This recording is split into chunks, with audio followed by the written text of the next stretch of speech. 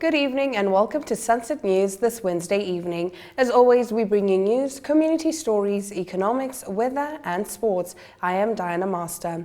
In the news tonight, Namibia's young majority risks being sidelined in the country's landmark land bill. Two lawmakers have warned, urging Parliament to introduce explicit provisions to secure youth access to land, resources and decision-making roles in land governance. Speaking during the second reading of the land bill in the National Assembly, Deputy Minister of Industries, Mines and Energy, Gaudensia Kruna, said that while the legislation indirectly benefits young people through its focus on disadvantaged groups, it fails to make them a distinct priority. Kruna, however, cautioned that indirect measures are insufficient in a country where young people make up 70% of the population, arguing for clear and targeted youth empowerment mechanisms within the law. The bill must introduce dedicated sections or clauses creating youth quotas in communal land allocations, subsidizers or leasing programs. It must also incorporate youth entrepreneurship support within land reform funds to enable agribusiness startups. She further proposed that young people be given formal seats on land boards and advisory commissions, saying youth voices should shape decisions on land access, usage and development. Echoing these concerns, Public Democratic Movement's Ina Hengari criticized the bill's bureaucratic barriers and complex application processes, which she said discourage young Namibians from pursuing agricultural ventures and rural livelihoods. Bureaucratic hurdles in land allocation stifle rural entrepreneurship. To reverse this migration, we must simplify access to productive land. Ngari called for fast-track mechanisms for youth applicants, digital platforms to streamline applications, and clearer criteria to ensure fairness and transparency.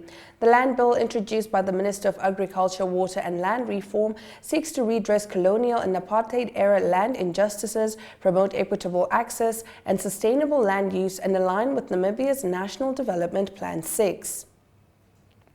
In our next story, Vice President Lucia Witbooi this morning launched the Direct Cost of Disability for Families in Namibia report compiled by UNICEF in partnership with the Office of the Vice President and the National Disability Council. She said the report highlights the economic impact of disability on families and will help shape inclusive policies and smarter investments.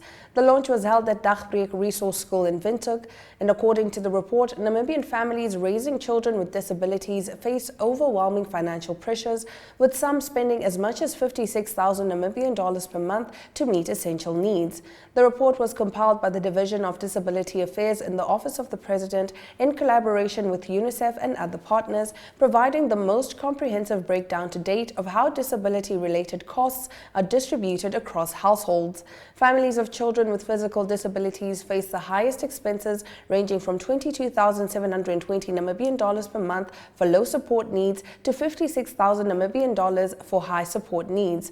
Costs include home modifications such as ramps, widened doors and bathroom remodeling, assistive devices including wheelchairs, pressure relief cushions, prosthetics and walking frames, as well as human assistance, specialized education and healthcare.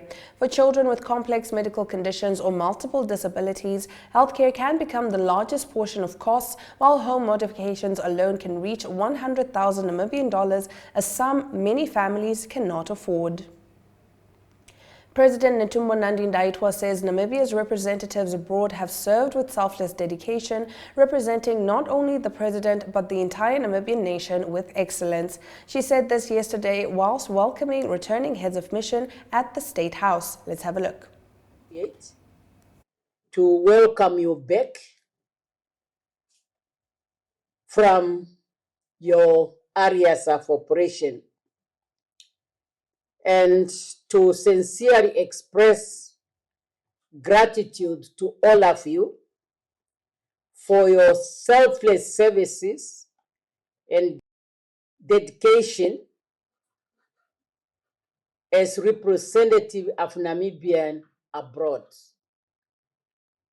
I must say that you have represented the president very well, and of course the entire Namibian nation. As you know, we have missions in all the continents of the world, and that is where you have left the mark on what Namibia is and what Namibia can do in the international world, both at bilateral and multilateral level. I'm therefore thanking you.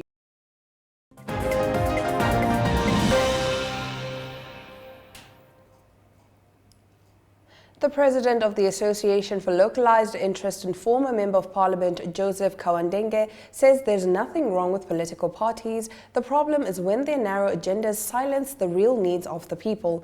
Kawandenge said this at a press conference in Windhoek earlier today.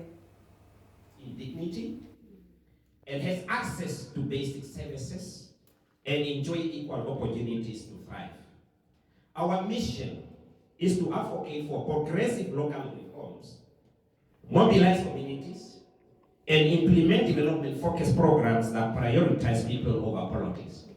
And this is where we are saying, for the longest time, there is nothing wrong with the institution called politics or political party.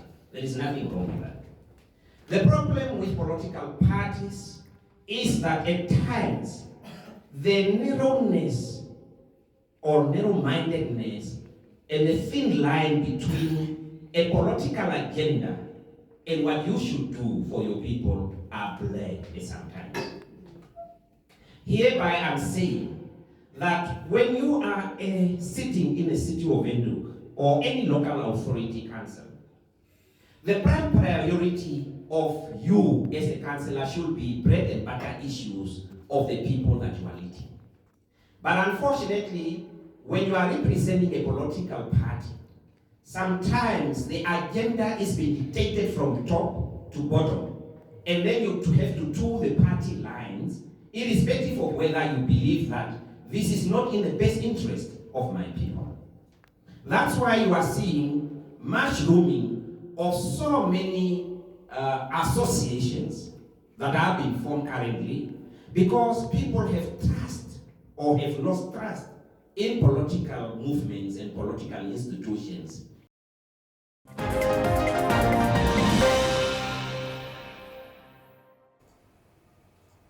That brings us to the end of our top stories. Stick around, we'll bring you our story of the day right after this.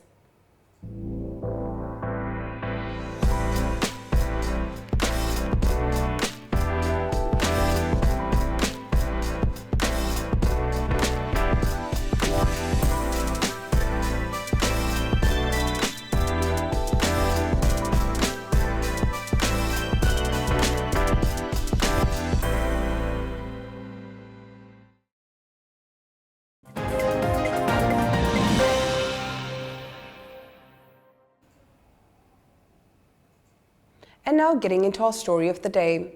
After having spent over 30 million Namibian dollars on a water treatment plant, the Tsumeb municipality now looks forward to a government capital injection so that it can employ qualified personnel to run the facility through outsourcing.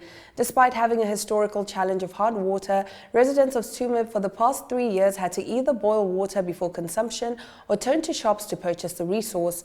This is because 3 years ago, the presence of Clostridium bacteria was discovered in the town's water, which derives from the underground aquifer. Last year in November, Tsumeb Mayor Matthew Hangula told NMH that the matter would be addressed early this year after the water treatment plant's construction commenced in May 2024. A year later, residents of Tsumeb continue to either boil water or turn to the shops to have uncontaminated drinking water. Over the weekend, a number of Tsumeb residents complained that the situation is unbearable and called for an amicable solution to their challenge. It has become part of our daily lives where we are forced to boil water, which is depleting our electricity units. Electricity is already expensive, and buying water from the shops is also inexpensive if you do it on a daily basis. Now imagine how much one spent over the course of 3 years. It's just too much, a resident who spoke in condition of anonymity said. Hangula explained that the water treatment plant is completed and only waiting for those to operate it, which is the challenge. He, however, explained that after completion of the plant last year, the Agriculture Ministry informed the local authority that it does not have the capacity in terms of qualified staff to run the facility. Stick around. Right after the break, we bring you our economic news.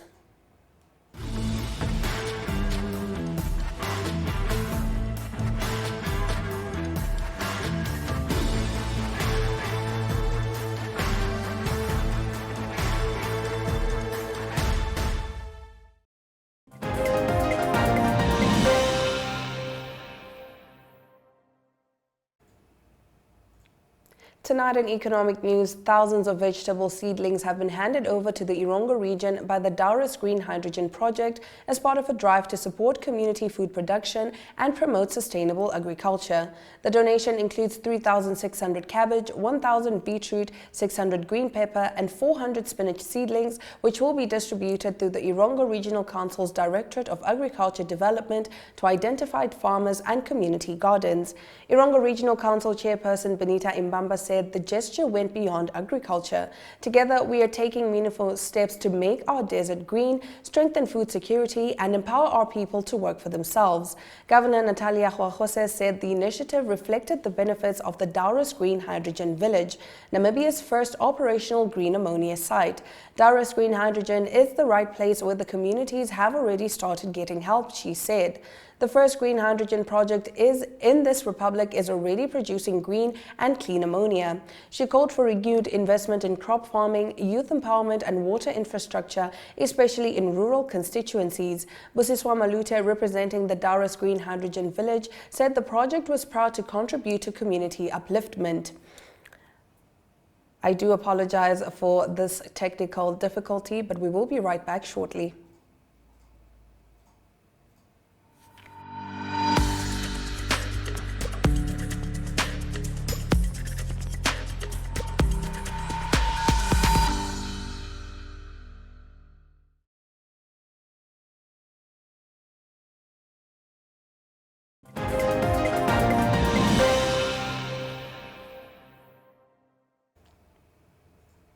I once again apologize for that technical difficulty. Nevertheless, continuing with our economic news, the Central Procurement Board of Namibia, on behalf of the Namibia Water Corporation NamWater, has awarded the contract for the first phase of the construction of the Naute-Keetmanshoop water pipeline replacement and ancillary works to Adaptive Building Land Construction CC, a Namibian company in joint venture with China State Engineering Corporation. Valued at just over 191 million Namibian dollars, the project is fully funded by NamWater and spans 18 months. NamWater stated that the project represents a critical upgrade to Namibia's southern water infrastructure, ensuring a reliable water supply to the communities of Naute, Keetmanshoop and surrounding areas. The contract was formally signed on the 23rd of September 2025 by CPBN, NamWater and the contractor, followed by the official site handover on the 3rd of October 2025. The start of this vital project was delayed by nearly 2 years due to legal procurement challenges raised by unsuccessful bidders. Now let's take a look at the economic indicators. The Namibian dollar trades at 23.11 to the British pound, 20.08 to the euro, 17 Namibian dollars and 22 cents buys you $1 US, and for 2 Namibian dollars and 42 cents, you get 1 Chinese yuan.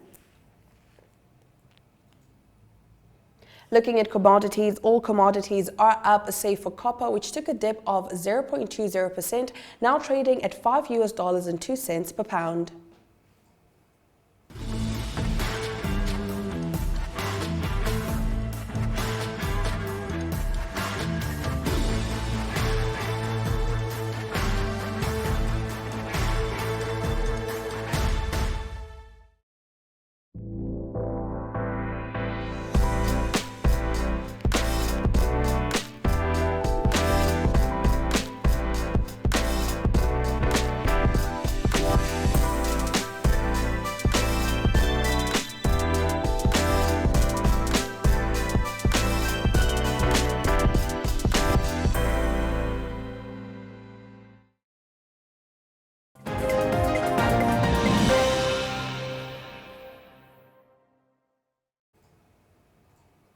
Headlining our international news tonight, residents of Bamako face fuel shortages weeks into a blockade of fuel tankers by JNIM militants.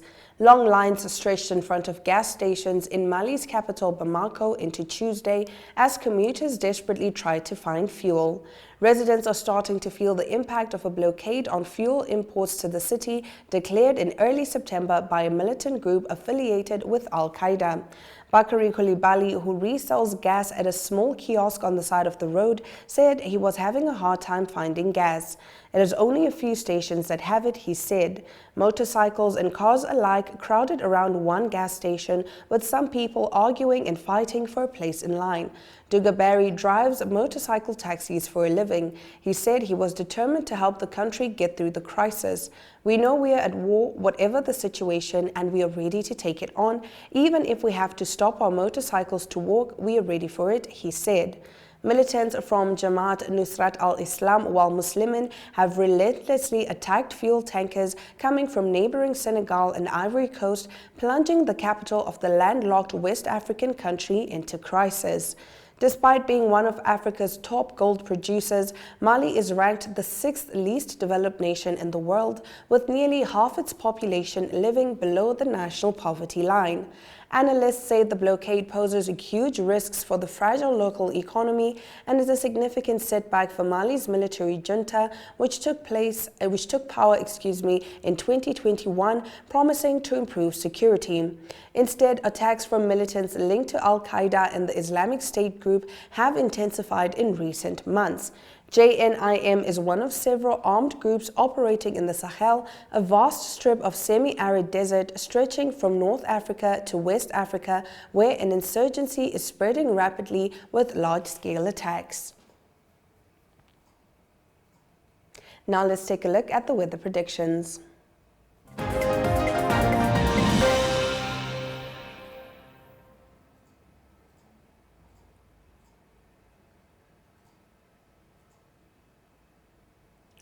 Katima Mulilo can expect partly cloudy conditions, maximum temperatures of 38 degrees Celsius and minimum temperatures of 21 degrees Celsius. Here in Windhoek, some showers are expected and maximum temperatures will be around 32 degrees Celsius, while the lowest it will drop to is 20 degrees Celsius.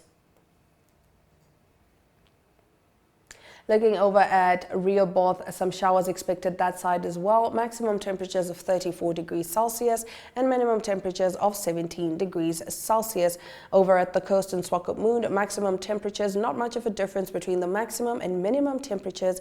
Maximum at 15 degrees Celsius and minimum at 14 degrees Celsius.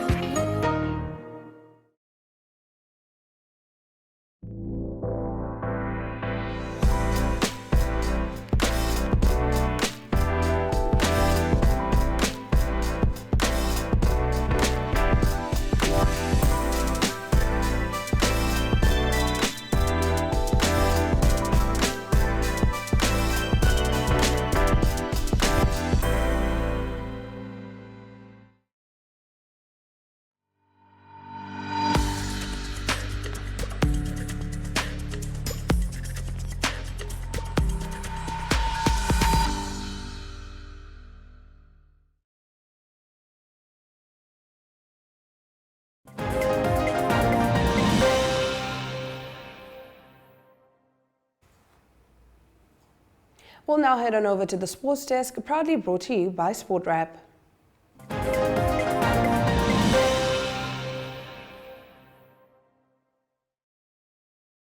Good day everyone, time for international sports news and starting off with cricket news. First, it is the 50-over Women's World Cup continuing, and it was England that had a tough game against Bangladesh. They had to work hard for a 4-wicket win, but it's their second win in the tournament. It was Bangladesh that batted first, 178. They were bowled out in 49.4 overs, and then it was England that scored 182 for the loss of 6 wickets, and that was in 46.1 overs.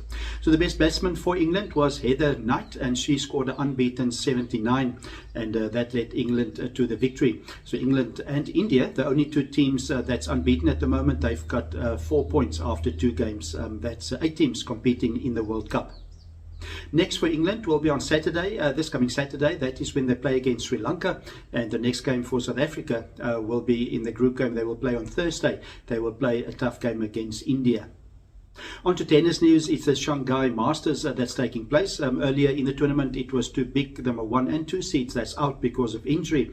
Carlos Alcaraz and also Jannik Sinner, both of them not playing in the tournament anymore. So the highest seed in the tournament at the moment is Novak Djokovic, and he's through to the quarterfinal. He beat Jerome Munar by 6-3, 5-7 and 6-2. So he's in the quarterfinal. He will play against Belgium's Zizan Bergs.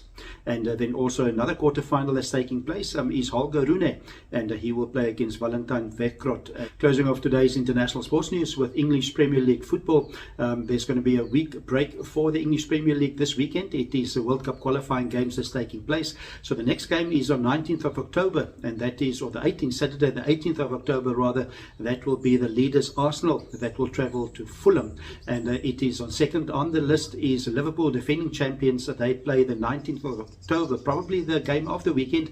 It is the Liverpool that will host Manchester United, the big game coming up on the 19th of October. At the moment, it is Arsenal leading on 16 points and Liverpool in second position on 15 points. So that's international sports news for today. I hope you have a great sport day. We talk international sport again tomorrow. Goodbye.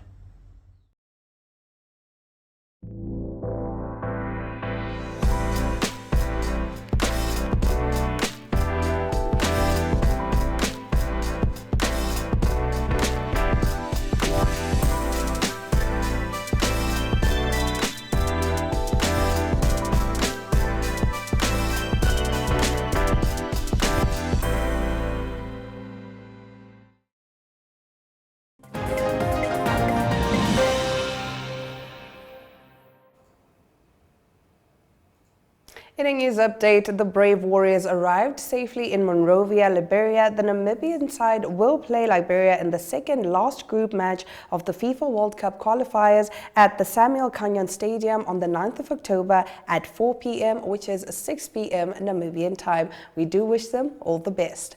And with that, we have come to the end of the broadcast. Make sure you join Sunset News on Facebook, on all the NMH platforms, as well as on our website, oneup2.com. Sunset News screens on DSTV channel 285 and GoTV channel 25 every weekday from Monday to Thursday at 8 p.m. I am Diana Master, and this has been Sunset News. Don't end your day without us.